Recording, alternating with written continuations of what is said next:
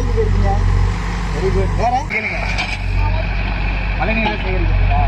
நீரை மொத்தமாக பெய்கிற மழை நீரை இந்த நிலத்திலே நிறுத்த போகிறோம். வெளியில விடாமல் இந்த நிலத்திலே நிறுத்தி இங்கே பெய்கிற மழையை வச்சு இங்கே விவசாயம் பண்ணுவாங்க. அதுக்காக தான் இந்த நிலத்தை சுற்றி பாருங்க. அப்படியே 5 அடி உயர்த்திருக்கோமா? எவ்வளோ உயர்த்திருக்கோம் பாருங்க.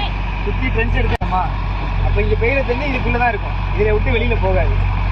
அதுக்கப்புறம் இதில் எக்ஸஸாக உள்ள வாட்டர் வந்தது அப்படின்னா இந்த பாருங்க பண்ணைக்குட்டை. இந்த பண்ணைக்குட்டை 6 அடி ஆழம். 6 அடி ஆழம் 3.5 சென்ட் பரப்புல நம்ம வெட்டுறோம்.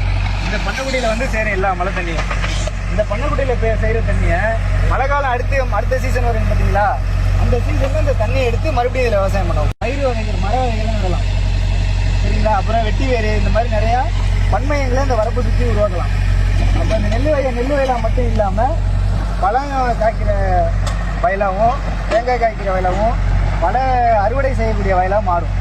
அப்போ பன்மையை இங்கே உருவாகும். பன்மையை உருவாகும் போது விவசாயிகள் வந்து பயனடைவாங்க, இன்னும் மேலும் பயனடைவாங்க. அதுக்காக தான் இது ஒரு மாதிரி நிரந்தர வேளாண் பண்ணையாக உருவாக்கும்.